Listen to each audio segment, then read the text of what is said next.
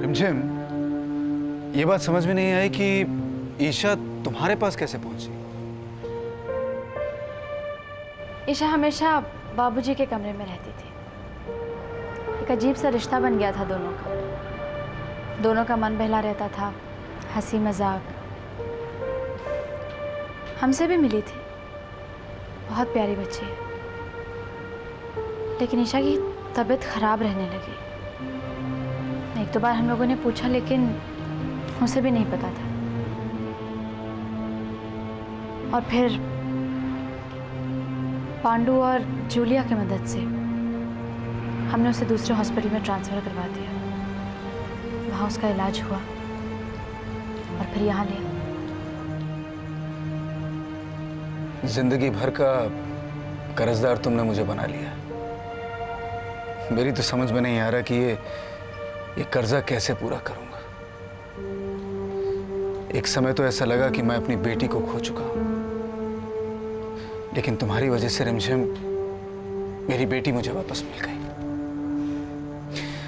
ऐसा करते हैं रिमझिम की सब कुछ जाकर घर वालों को सच सच बता देते हैं। तुम्हारे ऊपर झूठ का ये जो कलंक है उसे हमेशा के लिए मिटा देते हैं।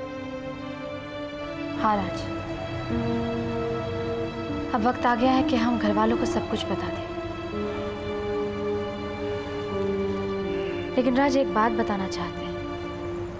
हाँ बोलो। जानते हो ईशा का इलाज क्यों रुक गया? क्यों? नैना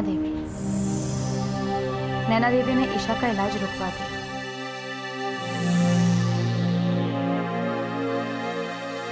नैना देवी?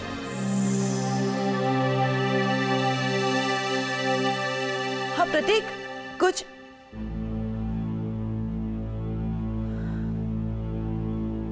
अच्छा।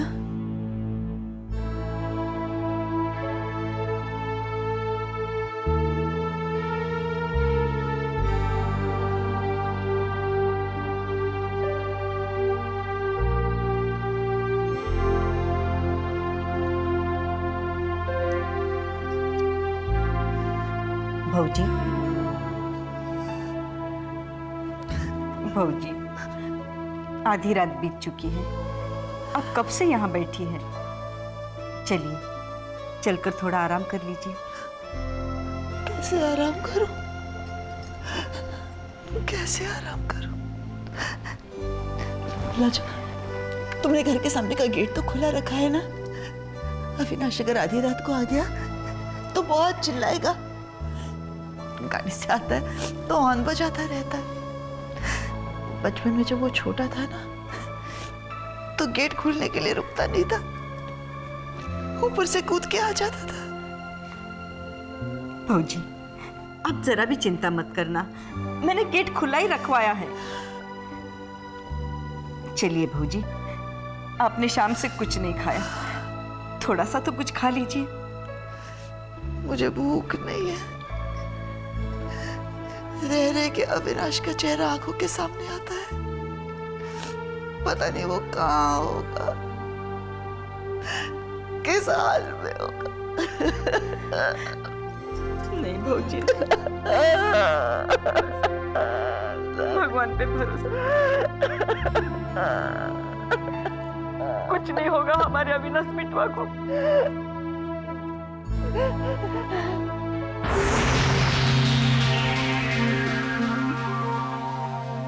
आ जाओ राज।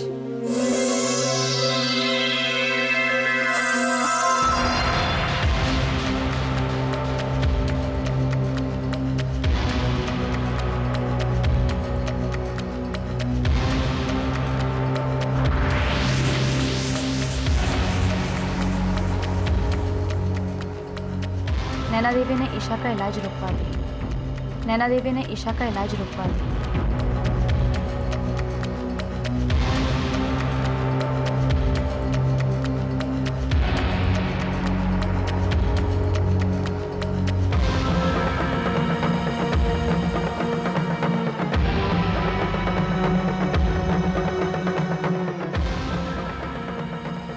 नैना देवी,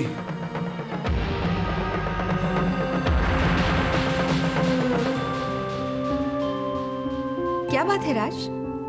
बहुत नाराज दिख रहे हो। नाराज? तुम एक औरत हो नैना देवी, और मेरे माँ बाप ने जो संस्कार मुझे दिए हैं उसमें यह सिखाया गया है कि एक औरत की हर हाल में इज्जत होनी चाहिए। अगर तुम एक औरत नहीं होती ना, तो आज मैं तुम्हें बताता कि मैं कितना नाराज हूं। बड़े आइडियल हो तुम। वैसे राज, तुम जैसे नौजवानों की इस देश को बहुत जरूरत है। बैठो, क्या लोगे? चाय, कॉफी? बस बस, तुम्हारा ये जो मुस्कुराता हुआ चेहरा है ना, एक मुखौटा है तुम्हारे अंदर की बदसूरती को छिपाने का। और रही जरूरत की बात, तुम्हारा ये जो घिनौना रूप है वो लोगों के सामने आना बहुत जरूरी है। और मैं तुमसे वादा करता हूं कि तुम्हारा ये रूप लोगों के सामने जरूर लेकर आऊंगा, जरूर। बहुत इमोशनल हो रहे हो राज। वैसे तुम्हारी बेटी का इलाज बहुत अच्छी तरीके से। Now shut up! Shut up! झूठ बोल रही हो तुम, झूठ। अपनी बेटी को बचाने के लिए मैंने वो सब कुछ किया जो तुमने मुझसे कहा, सब कुछ। और तुमने मेरी बेटी का इलाज रोक दिया, मेरी बेटी का। लेकिन मेरी बेटी मुझे मिल चुकी है नैना देवी, वो मिल चुकी है मेरे पास।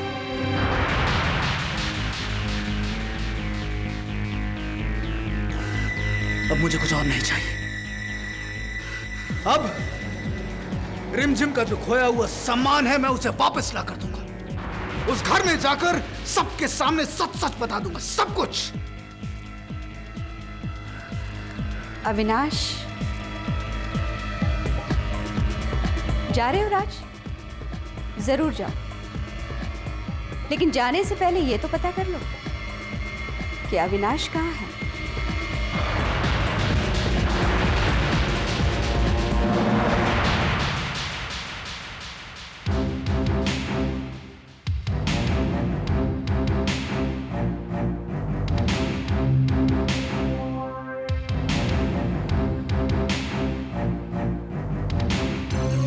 राज, हम इतने कच्चे खिलाड़ी भी नहीं हैं। अगर तुमने उन लोगों के सामने एक शब्द भी कहा तो तुम जानते हो, हम अपना मकसद पाने के लिए कुछ भी कर सकते हैं, कुछ भी। और हाँ, रिमझिम से जरूर कह देना कि अविनाश हमारे पास है, वो हमारा मेहमान है और रहेगा जब तक तुम दोनों अपनी जबान बंद रखोगे।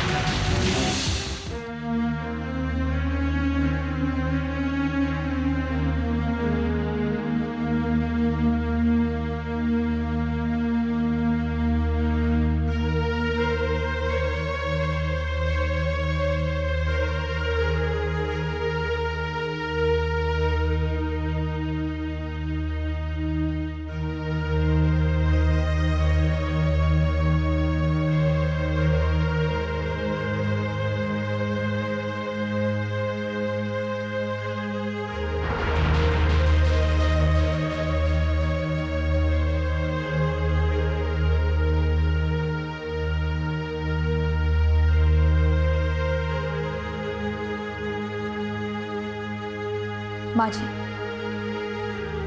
हम आपसे कुछ कहना चाहते हैं। क्या कहना चाहती हैं?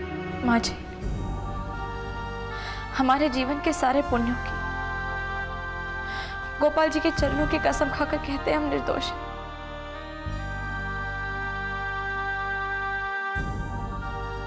हमें इस परिवार से, हमारे घर से, हमारे बाबूजी से, हमारे पति से अलग करने की साजिश है। और ये साजिश नैना देवी ने की है।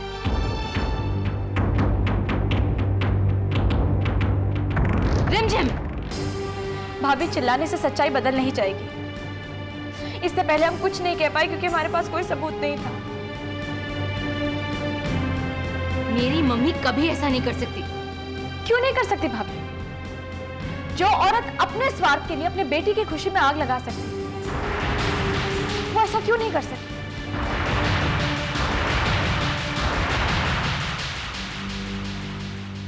हम मानते हैं कि हम राज को पहले से जानते थे, लेकिन माँ जी हमारा रिश्ता सिर्फ दोस्ती का था और इस रिश्ते का नाजायज फायदा उठाया नैना देवी ने। एक और बात है जो आप लोग नहीं जानते।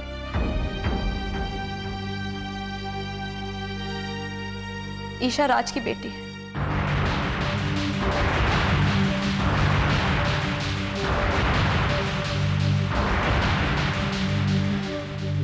हाँ माँ जी,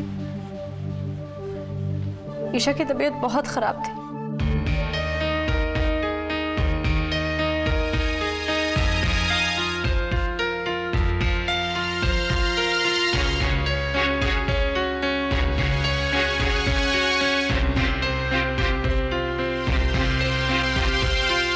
राज ने ये सब ईशा के लिए किया। माँ जी यही सच्चाई है, हमारी बात पर विश्वास कीजिए। राज, राज अब सब सच सच बता दो। बता दो कि ईशा तुम्हारी बेटी है, ये सब तुमने उसके लिए किया है। सबको सच्चाई बता दो राज।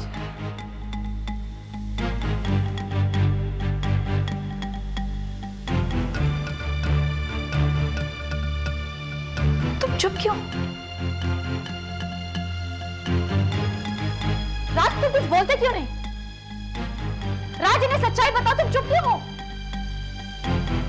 सच्चाई वही है रिमझिम जो ये सब लोग जानते हैं।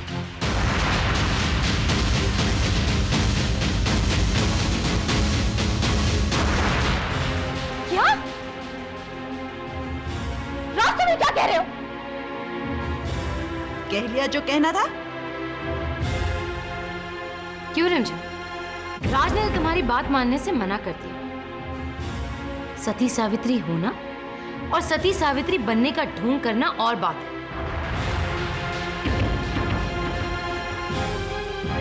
अरे काहे की सती सावित्री, ई तो लालच से आई रही इस घर में। अरे जन्म जन्म से पूरा नंगा भूखा रहाई का खानदान। अरे खानदान कैसा लाजो, इसके परिवार का तो ये पुराना धंधा है, दूसरों को फंसाओ और जैसे बाप ने किया बेटी वैसा ही कर रही है। नहीं माँ जी, हमें नहीं पता राज ऐसा क्यों कर रहा है, लेकिन आप हमारी बात का विश्वास कीजिए। अब और कुछ कहना बाकी रह गया है? लड़की, अब कौन सा नया झूठ सुनाने वाली हो तुम? एक बात मैं तुमको बता दूं, तुम इस घर के लोगों की नजरों में इतनी गिर चुकी हो कि तुम्हारे किसी भी बात पे कोई भी विश्वास नहीं करेगा। विश्वास तो आप लोगों को करना पड़ेगा माँ जी। आज नहीं तो कल विश्वास तो करना ही होगा, क्योंकि हम इस घर की बहू हैं और हमेशा रहेंगे। तुम तो रहोगी ही, क्योंकि तुम्हारे हाथों इस घर की जो बर्बादी हो रही है ना, उसमें थोड़ी कसर बाकी रह गई। निशिता भाभी, आप तो हमारी बात पर विश्वास कीजिए। आप खुद को हमारी जगह पर रखकर देखिए। भाभी, जब आप परेशान थी तब सिर्फ हमने आपका। कहना क्या चाहती हो तुम? तुम्हारी 100 अच्छाइयां भी तुम्हारे इस घिनौने चरित्र को नहीं बचा सकती। कौन विश्वास करेगा तुम पर? हाँ भाभी, आप क्यों हम पर विश्वास करेंगी? भाभी, जब प्रतीक भैया ने डिवोर्स पेपर्स पर साइन किया था, सिर्फ हमने आपका विश्वास किया था। तो आज आप हमारा विश्वास कीजिए।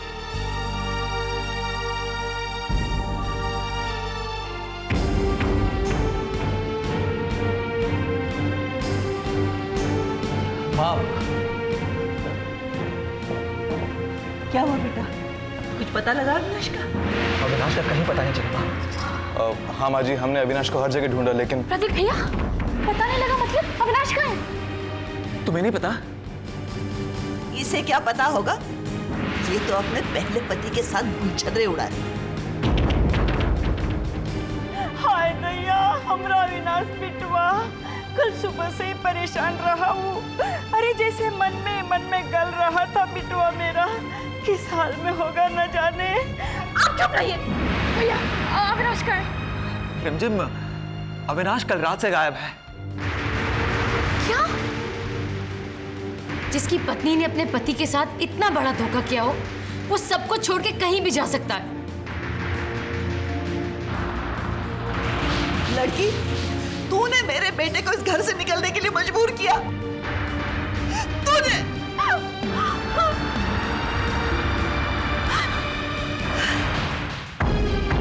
तुम कैसी बात कर रहे हो प्रतीक? वो लड़की रोज मेरी माँ का इंसल्ट कर रही है और तुम कह रहे हो कि जाने दो? कैसे जाने दूं मैं मानती हूँ मेरी माँ ने मेरे साथ बहुत बुरा किया, लेकिन वो कल की बात है, उससे आज का कोई लेना देना नहीं। Just leave it Kaveri. वैसे भी इस घर में काफी प्रॉब्लम्स चल रहे हैं। तुम्हारा यही एटीट्यूड मेरी कभी समझ में नहीं आया। तुम हर चीज से समझौता कैसे कर लेते हो प्रतीक? वाई प्रतीक? या फिर साफ साफ क्यों नहीं कहते कि तुम आज भी रिमझिम पे भरोसा करते हो, उस पे विश्वास करते हो? कावेरी, अब भी दोष मेरी माँ का है। राज ने रिमझिम की बात मानने से साफ इनकार कर दिया। अब तुम क्या कहोगे? देखो कावेरी, कोई कुछ भी कह ले, मेरा मन अंदर से यही कहता है कि रिमझिम निर्दोष है। वो ऐसा कभी नहीं कर सकती। प्लीज प्रतीक, राज के साथ उसकी शादी की तस्वीर, उसका रिश्ता तुम्हारे लिए सब कुछ छूटा है। तुमने आज तक कभी मुझ पर विश्वास किया है? इस घर की बहू रिमझिम जो पहले से शादीशुदा है, उस पर विश्वास है तुम्हें, लेकिन अपनी पत्नी पर विश्वास नहीं है। कावेरी, तुम बिना वजह बात को खींच रही हो। ये मेरा मामला है ना प्रतीक। उस लड़की ने मेरी माँ का अपमान किया है। मैं रिमझिम को कभी माफ नहीं करूंगी, कभी नहीं।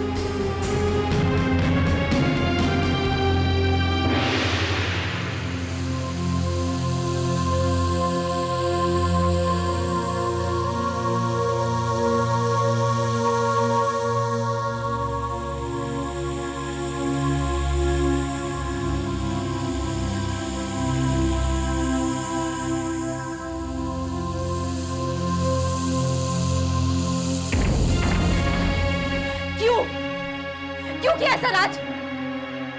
क्यों हमें सारे घर वालों के सामने झूठा ठहरा दिया तुमने?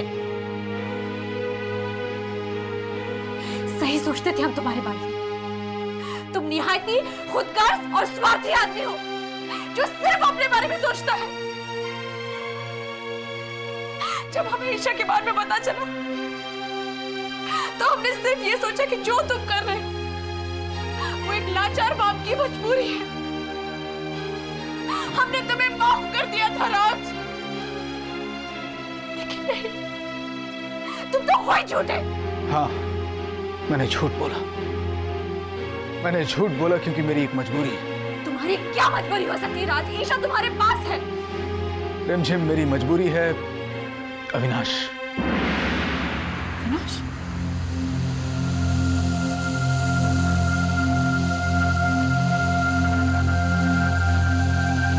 अविनाश को क्या हुआ? राज, अविनाश को क्या हुआ? अविनाश को नैना देवी ने किडनैप कर लिया और उसने धमकी दी, अगर हम अपना मुंह खोलते हैं तो वो अविनाश को। और तुम तो जानती हो कि नैना देवी किस तरह की औरत है,